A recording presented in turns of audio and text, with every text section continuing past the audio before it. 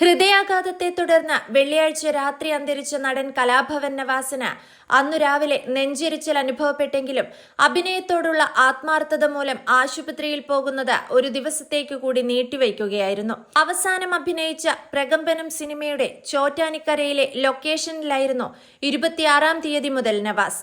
ഷൂട്ടിംഗിന്റെ ആദ്യ ഷെഡ്യൂളിന്റെ അവസാന ദിവസമായിരുന്നു വെള്ളിയാഴ്ച. നെഞ്ചിരിച്ചിലുണ്ടായ വിവരം ഭാര്യാപിതാവിനെ ഫോൺ ചെയ്ത് അറിയിച്ചിരുന്നു. കുടുംബ ഡോക്ടർ അഹമ്മദ് കാരോത്തുകുഴിയുമായി ഉടൻ ബന്ധപ്പെടാൻ അദ്ദേഹം നിർദ്ദേശിച്ചു. അതനുസരിച്ച് രാവിലെ 6:57-ന് നവാസ് ഡോക്ടർ അഹമ്മദിനെ ഫോണിൽ വിളിച്ചു.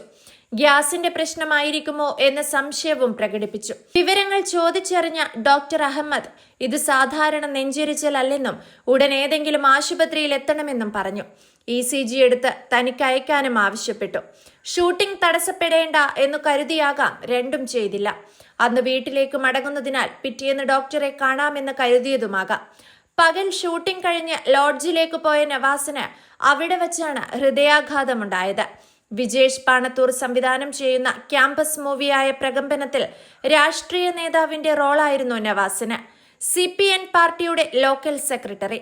2 ദിവസത്തെ ഷൂട്ടിംഗ് കൂടി ബാക്കിയുള്ളപ്പോഴാണ് വേർപാട്. ആദ്യത്തെ നെഞ്ചുവേദന വന്നപ്പോൾ ശ്രദ്ധിച്ചില്ല.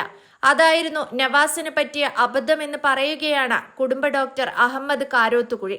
കലാഭവൻ നവാസിന്റെ അപ്രതീക്ഷിത വിയോഗം വലിയ ഞെട്ടലാണ് സിനിമാ ലോകത്തുണ്ടാക്കിയിരിക്കുന്നത്. നടനായും ഗായകനായും മിമിക്രി താരമായും അവതാരകനായും എല്ലാം തന്നെ അടയാളപ്പെടുത്തിയിട്ടുണ്ട് നവാസ്. മലയാളികൾക്ക് കാലങ്ങളായി അടുത്തറിയാവുന്ന തങ്ങളിൽ ഒരാളെന്ന പോലെ സുപരിചിതനായ താരമായിരുന്നു നവാസ്. അതുകൊണ്ട് തന്നെ ആ മരണവാർത്ത ഉൾക്കൊള്ളാൻ പലർക്കും ഇപ്പോഴും സാധിച്ചിട്ടില്ല.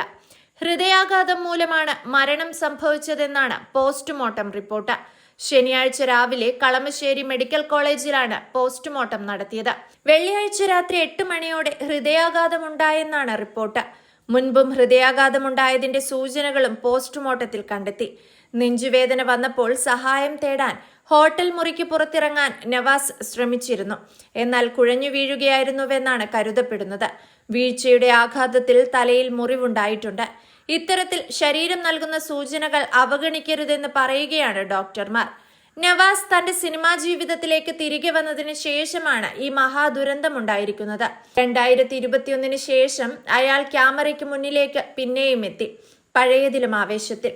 സിനിമയിൽ ഇനി അയാളുടെ കാലമെന്ന ബോധ്യം അയാളിലേക്ക് എത്തിയ പോലെ. അത്രമേൽ സിനിമയിലെ ഓരോ ചലനങ്ങളും അയാൾ ഇഷ്ടപ്പെട്ടിരുന്നു. ലൂയിസ് എന്ന ചിത്രത്തിൽ പാട്ടിന്റെ ഓളം തീർത്തു. സജീവമായപ്പോൾ നവാസിനായി കാത്തിരുന്നത് ഒരു പിടി നല്ല ചിത്രങ്ങളാണ്. ഒരന്വേഷണത്തിന്റെ തുടക്കം എന്ന ചിത്രത്തിൽ മികച്ച വേഷം. ആദ്യമായി തമിഴിൽ അഭിനയിച്ചു. മിമിക്രി സ്കിറ്റ് വേദികളിൽ വീണ്ടും നിറസാന്നിധ്യമായി. അടുത്ത കാലത്തെ സിനിമകളിൽ ഏറ്റവും ഇഴയടുപ്പം അത് ഇഴച്ചിത്രം തന്നെയാകും. അതിന് കാരണവുമുണ്ട്. ഭാര്യ രഹ്ന കുറെ നാളുകൾക്ക് ശേഷം തന്റെ നായികയായ ചിത്രം.